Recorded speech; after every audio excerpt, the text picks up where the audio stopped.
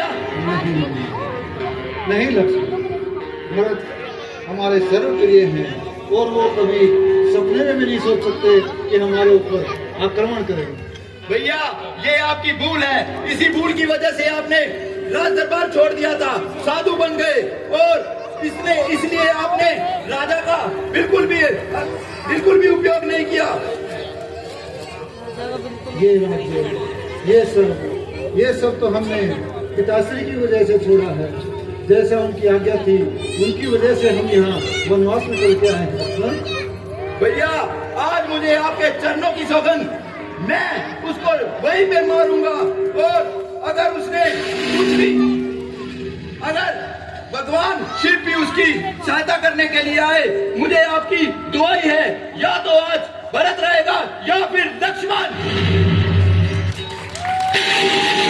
सावधान लक्ष्मण सावधान,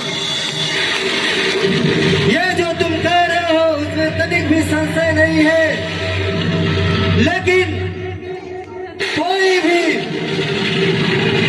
इस तरह का शपथ प्रभु श्री रामचंद्र जी का खाने से पहले विवेक का उपयोग कर लेना चाहिए। लक्ष्मण, भाई भाई की लड़ाई तलवारों से नहीं लड़ी जाती। ये जो राज सिंहासन है वो हम सर्वत्र छोड़ के आए हैं पिताजी की मर्जी से। हमें ऐसा राज्य नहीं चाहिए जिसमें तुम सब लोग शामिल ना हो। हमारी खुशी तो तुम सबकी खुशी के साथ है। अगर ये सारा साम्राज्य मिल भी जाए और उसमें तुम तीनों भाइयों की भागीदारी ना हो तो वो राज्य मेरे किस काम का है। भैया राम, भैया राम, भैया राम, मैं आपकी शरण में आ गया। भैया राम,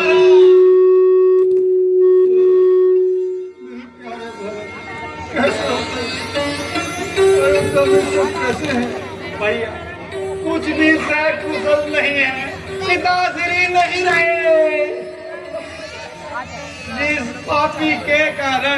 जिस पापी के कारण आप सबकी ये दशा हुई है, उसे भैया मत कहिए। मैं इसका अधिकारी नहीं हूँ। नहीं भरत, भाभी मुझे क्षमा कर के कारण, सीता चेंज होगी। इस निर्लज के कारण आप सबकी ये दशा हुई है। ऐसा नहीं कहते। आप सबकी ये दशा देखने से पहले अच्छा होता कि मैं प्रणाम भैया, प्रणाम। लक्ष्मण, मुझे प्रणाम मत कहिए, मैं इसके लायक नहीं हूँ। मेरी आप सबकी जो दशा हुई है उसके कारण मैं प्रणाम नहीं कर सकते। मैं इसके लायक नहीं हूँ भैया, नहीं हूँ। भैया मुझे माफ कर दीजिए। मेरे मन में आपके प्रति दोष आ गया था और मैंने तो आपके ऊपर धनुष बाण भी छोड़ दिया था। भैया ये धनुष बाण छोड़ देना चाहिए था, इस छाती के आर पार कर देना था। मैं इसी लायक था। उसके कई माता ने, उस कुल घातनी ने, उस पापड़ी ने जो हमारे कुल का नाश किया है, मैं उसका पापी हूँ, मैं उसका अधिकारी हूँ भैया। भरत, माता के बारे में कभी ऐसे वचन नहीं बोलने चाहिए। माता ने जो किया है वो तुम्हारे तो भले के लिए ही किया है। माता कैसी भी हो हमारे लिए सदैव पूजनीय है।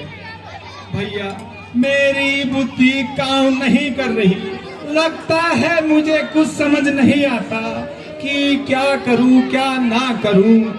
आप ही बताए, अगर मेरा कोई दोष है तो मुझे क्षमा कर दे प्रभु। भरत, उठो भरत, इसमें तुम्हारा कोई दोष नहीं है। तुम वापिस अयोध्या जाओ और पूरी प्रजा का ध्यान रखो।